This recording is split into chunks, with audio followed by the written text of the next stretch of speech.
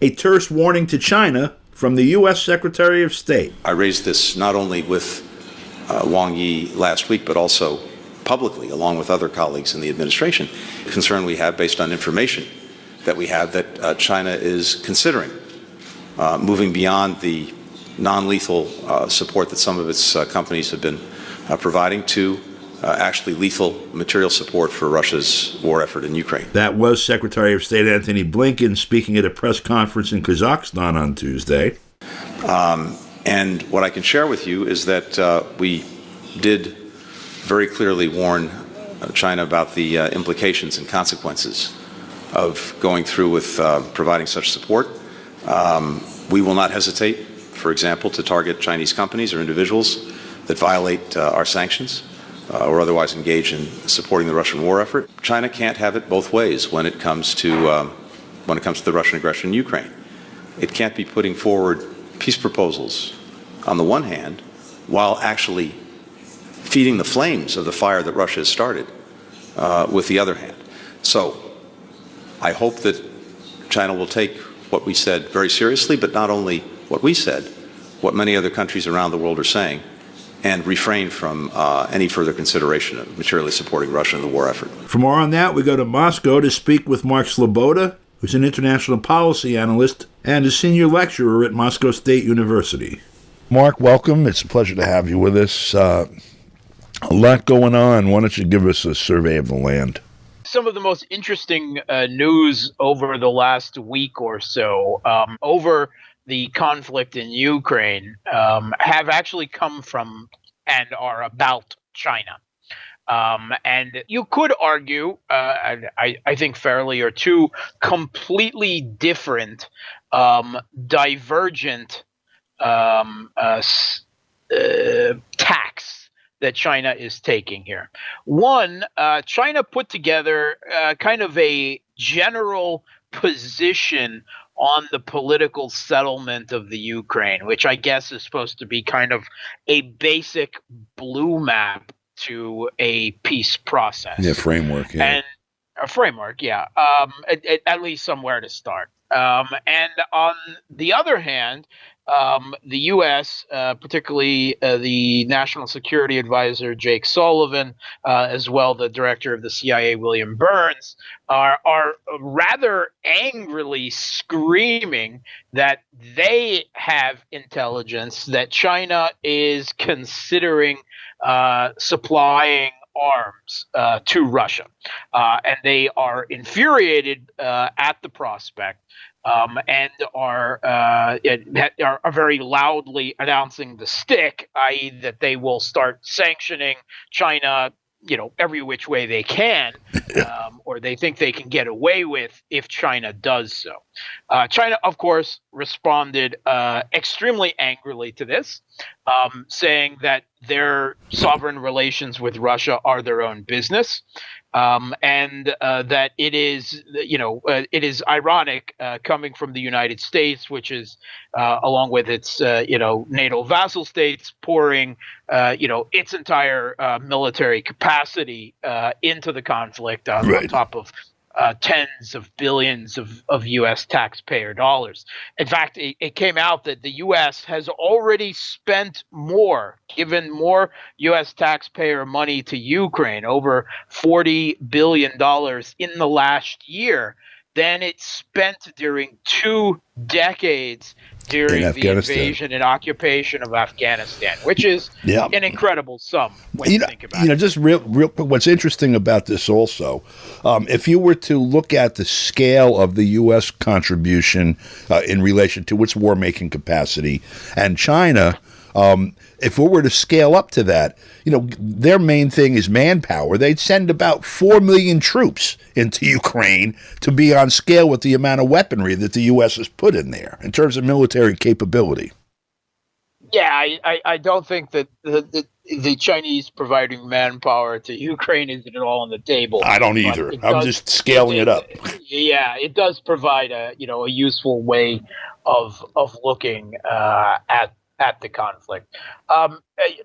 Some other people who are concerned about, double standards and hypocrisy might notice that even as the U.S.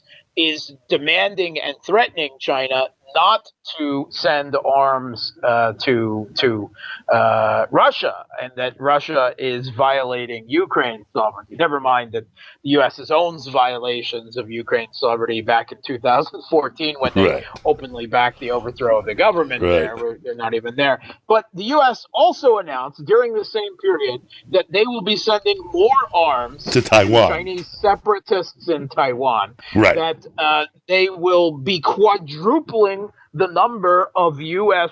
forces Right. in Taiwan, which even, at least on paper, the one China policy, Part of China. the U.S. recognizes as part of China, and that the only sovereign government of China is that in Beijing. In other words, like sending troops to Texas. Yeah.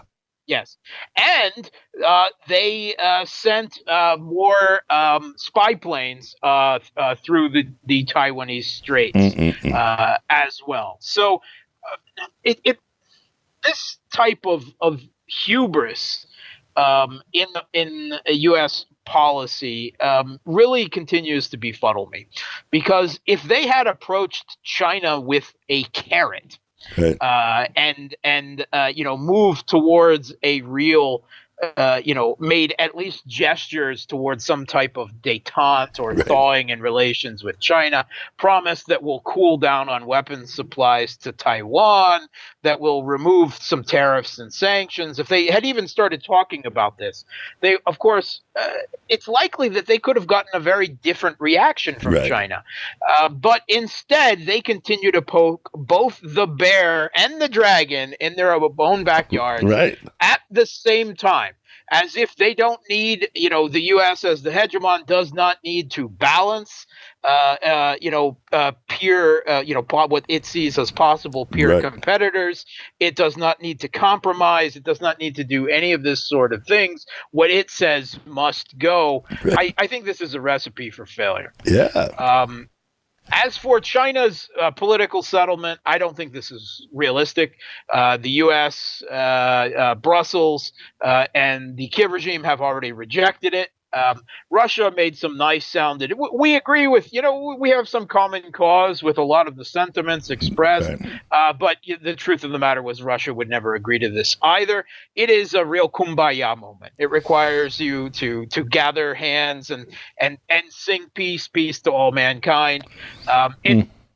Point number one calls for respecting the sovereignty of all countries. I mean, come on, the U.S. doesn't even respect the sovereignty of China, much less Ukraine or anyone else. Abandon the Cold War mentality, which is vaguely worded but seems to suggest that NATO should be disbanded. And then if you go down even further, it says stopping all unilateral sanctions, which China regards as a violation of international law, and our normal U.S. policy for expressing any amount of displeasure with any country anywhere. So, I mean, already you're reaching things that are never going to be agreed on by anyone. So I see this peace settlement as more China trying to play the elder statesman and stake out a moral high ground towards the rest of the developing world on this process. Meanwhile, it seems there are reports from the Russian media that China may actually, behind the scenes, be serious about supplying arms to Russia. According to a Chinese military analyst, I'm, of course, going to butcher this name, forgive me, Zhu Shufang, that actually the Chinese military is already bringing large amounts of artillery, ammunition, howitzers, and multiple launch rocket systems that are basically copies of Russian equipment out of their big arms depots in Xinjiang province, which is right on the Russian border there. And they are preparing them for use. And on top of that, several high-ranking Russian military officials visited Xinjiang just over a week ago. So it seems that this actually may already be in the works, that China perhaps has already made the decision, as the U.S. intelligence suggests. They may actually be correct this time. And if so, if China is going to, as an arms supplier, back Russia in this, even as the entirety of NATO and the West have backed Kiev, that changes the long-term prospects of this conflict, which I think we're already heavily tilted towards Russia with the type of military conflict, this land-centric, artillery-heavy war that is being fought, and NATO already announcing that they're out of artillery shells, artillery pieces. But with China, backing Russia and effectively giving them endless industrial supplies on top of what they already had in Soviet stockpiles and their own military-industrial complex. Right. It means that with everyone acknowledging that this is now a war of attrition and logistics and artillery, it means that the West cannot win and would almost certainly, after a period of time, have to sue for peace. Yeah, I mean, again, we've mentioned this in a few conversations earlier, but if you look at scale, just for one point of reference, it's not dispositive, but certainly an indication. The United States built about 2 million cars last year, and China built about 29 million. So, the ability to at least hang in there in a war of attrition is clearly with China. All right, Mark, thank you. We're out of time. I appreciate your time, and we'll speak with you again next week. Thanks for having me. For KPFK, I'm Don DeBar.